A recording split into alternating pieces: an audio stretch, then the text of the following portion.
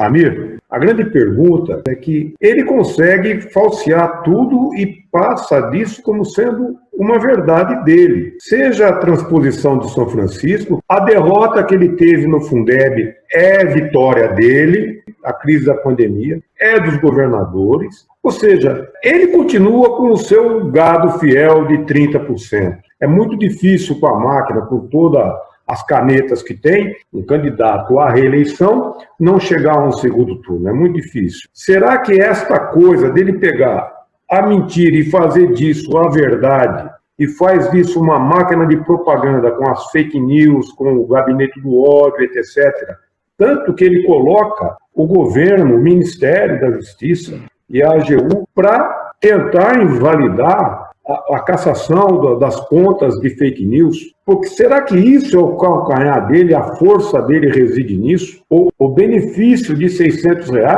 também é dele, não era dele, era 200. Ou seja, nada cola nele. Hoje deve estar lá, vamos atingir provavelmente os 93 mil, infelizmente. Se normaliza essa questão de mortes diária como sendo uma coisa já do cotidiano. E ele não tem nada com isso. Hoje nós estamos, o Brasil já se aproxima a um volume de óbitos semelhante ao de Hiroshima, a primeira bomba atômica. E ele, como você bem explanou agora, está capitalizando tudo a seu favor. Mas eu acho mais preocupante não é o que o Bolsonaro faz, mas sim a rápida adesão ao que ele fala. Isso é que está mais me assustando. É um contingente que parece estar bem organizado e, pior, cego, completamente descomprometido com a verdade, com o bom senso. Eu tive a oportunidade de tentar dialogar com uma dessas pessoas na rede social, e ele me garantiu, com toda certeza absoluta, de que a culpa não é do capitão, a culpa é toda dos governadores. E os governadores que estão agindo com bom senso parece, mesmo assim, não conseguir demover esse contingente. Isso é uma coisa impressionante. Eu acrescentaria 3 elementos para essa análise desse tal positivo de 30% do Bolsonaro. Se você pegar todo o governo Bolsonaro, que deve ser em torno de 25 pastas, 25 ministérios, você não consegue captar nenhuma notícia boa de todo o governo, uma sequer. Seja a área de saúde, a área de educação, a área da cultura, e etc, etc. O outro dado é que não dá para entender, num país que 50 milhões de pessoas ganham um valor abaixo de R$ 500, que seria a renda per capita de cada um. E também a análise em comparação com outros países. O Brasil é o segundo país mais desigual que existe no mundo. Ou seja, cuja pobreza é a mais acentuada, cuja fome é a mais acentuada, vai para aí afora. Ou seja, acrescentando esses elementos, eu não entendo como é que um governo como um todo, representado na figura dele como presidente, possa ter ainda 30%. As ponderações que vocês estão fazendo, elas têm sentido, claro que tem, mas eu acho que a gente tem que tomar cuidado. Diante de uma população que não tem acesso a informações, vamos dizer assim, que dá a ela uma cultura política, não é de estranhar que tenham bolsonaristas defendendo o Bolsonaro da forma como vem fazendo nas redes sociais. Se você for ver os programas de TV que deveriam ser informativos, eles procuram sempre trazer divertimento ao povo, né? Mas não informação que ajude o povo a ter critérios de julgamento. Você não precisa ir longe. Agora, qual é o assunto do momento? É a reforma tributária. Aí você pergunta, mas que impacto que tem uma reforma tributária? Há impacto nos preços que você está pagando.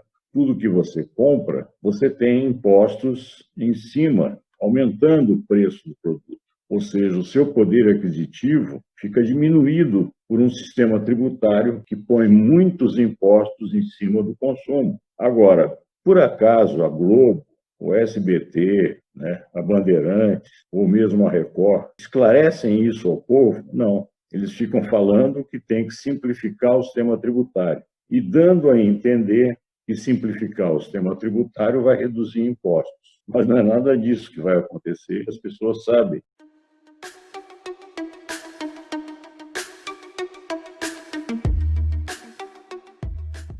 Então, a má informação que o povo brasileiro é submetido durante décadas, é histórico isso, explica uma parte dessas avaliações que não são avaliações perfeitamente cientes do ponto de vista de informação.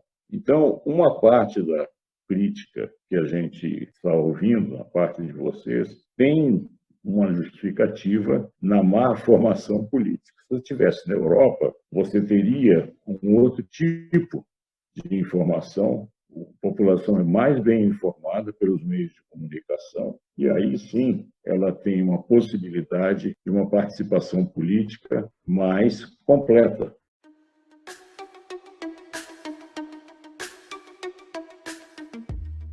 Por outro lado, há verdade também que os governadores e prefeitos estão contribuindo para aumentar o número de mortes. É verdade isso, que estão indo contra aquilo que inicialmente falaram. Estão soltando a turma, né, vou dizer assim, relaxando os cuidados e está sendo duramente criticado por várias pessoas, né, principalmente pessoas ligadas à área da saúde, que veem nessa atitude dos governadores e prefeitos um retrocesso naquilo que interessa. Com relação às mortes da pandemia, parece que ficou uma questão não tão importante mais, porque já se acostumou a ouvir mais de 1.000 mortes por dia.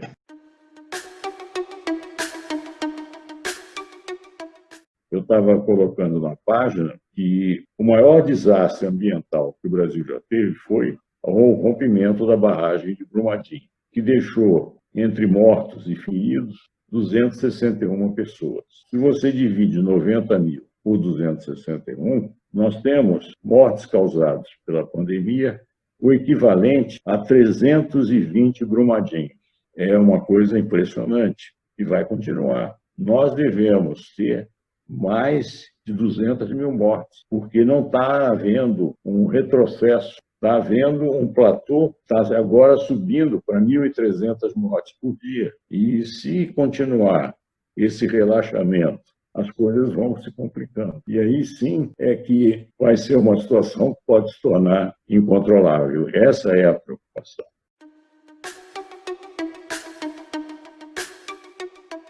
Quando se usa a palavra reforma, não importa reforma do quê, ela sempre soa bem. A palavra em si tem uma conexão de coisa boa. A reforma da Previdência, a reforma do trabalho, e vai por aí afora. E agora, como a reforma tributária, tem um elemento subjetivo positivo. Enquanto a pessoa não entra no contexto dessa reforma, que é negativa, na verdade, todos perdem, pobre perde mais, na verdade, soa como um elemento bom, enfim. Só que o resultado que vai vir pela frente vai ser um desastre. Mas ele ganha, enquanto isso ele está ganhando pontos. Ao fato de que o noticiário da TV, por exemplo, está sempre falando bem.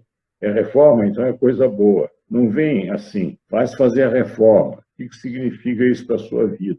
E aí começa a mostrar alguma realidade para a pessoa pensar e discutir. Mas não, quando vem a informação, ela vem fortalecendo essa posição de que a reforma é alguma coisa que vai melhorar o sistema tributário. Não vai. Ele vai manter o sistema tributário, talvez até agravar um pouco mais, porque não se tributa os ricos. Muda-se 6 por meia dúzia, mas não muda. A situação vai continuar pesando contra a população. E pior é que o Brasil é um dos países de pior distribuição de renda e, sem dúvida, é um país com pior distribuição tributária. Você tributa em muito e em excesso o consumo das pessoas e não tributa a renda e o patrimônio, muito pouco aqui no Brasil.